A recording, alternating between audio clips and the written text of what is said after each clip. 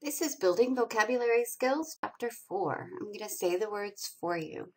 Endorse, erode, gruesome, hypocrite, idealistic, illusion, impact, imply, novice, obstacle. Okay, the first word is endorse. It's a verb. The first sentence says, if you endorse the new shopping mall, said the speaker, you're supporting a large increase in neighborhood traffic. And the second sentence, some athletes earn more money endorsing such products as cereal and footwear than they do playing their sport. This word means to support. It's often used in the political field when some people in politics endorse another person in politics. Governors, senators endorse somebody running for president. It could also be, as in the second sentence, that athletes endorse a certain product and then they get money for endorsing that product.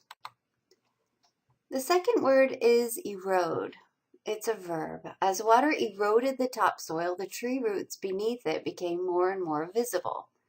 The team's confidence in its coach was eroded by his increasingly wild accusations against its opponents. This word means to wear away. Look at the picture and see it says the land has been eroded by weather. Often you think of the word erosion, which is a noun. So as things wash away or land washes away, it's eroding. Generally, honestly, you just hear it as talking about land. Okay, the next word is gruesome. It's an adjective. The automobile accident was so gruesome that I had to look away from the horrible sight. The young campers sat around the fire and scared each other with some gruesome horror stories. It means frightening. Honestly, it's not just frightening. It's really like blood and guts and something really gross, where if you had the auto accident and you could see lots of blood, that would be gruesome. Scary horror movies that have lots of killing would be considered gruesome. If you just cut your hand a little bit and you just had a teeny bit of blood, that's not really gruesome. Okay, the next word is hypocrite. It's a noun. Dominic is such a hypocrite. He cheats his customers while complaining how hard it is to be an honest, struggling salesman. And the next sentence, I feel that the worst hypocrites are those who preach love and then attack anyone of a different culture or faith. This means an insincere person. It's somebody who says one thing and then goes around and does the opposite. So for example, someone might be a hypocrite if they go around saying drinking and smoking are bad, don't ever do it, and then at nighttime they're drinking and smoking. As a grammar note, since this is a noun, you would say he or she is a hypocrite. You would not say he or she is a hypocrite person. If you wanted to do that, you would say hypocritical person. Hypocritical is the adjective. So hypocrite's just a noun. Okay, the next word is idealistic. It's an adjective. Very idealistic people are drawn to professions like teaching or the ministry in which they feel they can help make the world a better place. My sister is too idealistic ever to marry for wealth or fame. She would marry only for love. Idealistic is emphasizing principles. People who are idealistic kind of expect the best in life. People that think they can help other people, like it says, teaching or ministry. Sometimes counselors, they feel like people can always get better. They feel like they can always make a difference. Sometimes this is also taken as a little bit negative, like you feel like there's never going to be problems in life.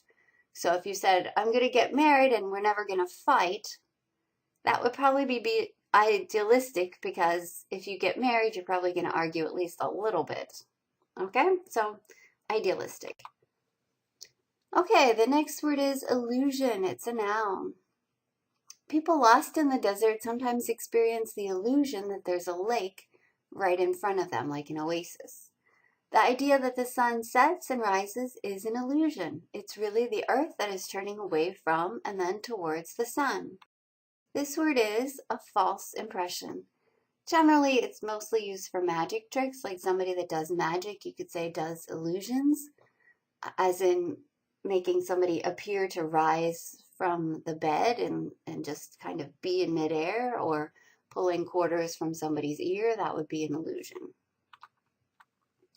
Okay, the next word is impact. It's a noun.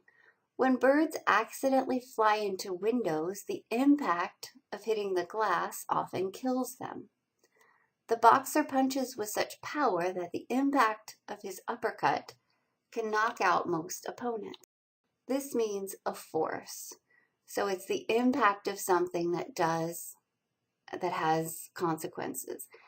It can also be a verb. You could say the class impacted me. Her shyness impacted her ability to make friends. So it could be both a noun or a verb. The next word is imply. It's a verb. To Sherlock Holmes, the clues implied that the murderer was an elderly man who carried a cane. When my friend asked me, "Do you feel all right?" she implied that I didn't look well. This word means to suggest. So the speaker or the writer would imply things, and then the listener or the reader would infer things. So in the second statement, somebody said, "Do you feel all right?" looking at somebody. She was suggesting that her friend did not look well. So you're not saying something directly outright, you're just suggesting it. So if I said, "I will be back in a month," it implies that I'm going to be out. I'm on vacation, I'm sick, something like that. Something's going on that's not typical. If a woman said, "I've been nauseous every morning this month," it might imply that she's pregnant. Novice. The next word is novice. It's a noun. Because my father has never played tennis, he will join the class for novices. He's a beginner. "Don't buy an expensive camera for a novice, a beginner," said the saleswoman. "Let your son first get some experience with a cheaper camera." This is beginner. So you can be a novice cook, a novice baker, gardener, chess player, guitar player, soccer player, anything possible. It's not a novice player, it's just a novice, because novice is a noun. Okay, the last word is obstacle. It's a noun. "I'd better clean my apartment soon. There's too many obstacles on the floor between my bed and the refrigerator." The major obstacle to Hal's getting a promotion is his laziness. So obstacle is something that prevents movement. If you're in a room and you're trying to leave the room and there's a box or a person standing in the doorway, that person is an obstacle. So it could be a thing or a person. It could be also anything that's getting in the way of us doing something that we want. So right now, English is probably an obstacle to you going to college or to getting a better job. Once you get better in English, you can pass that obstacle and then get what you need. Okay, that's it. Thanks for listening. Go ahead and finish the exercises in the book. Thank you.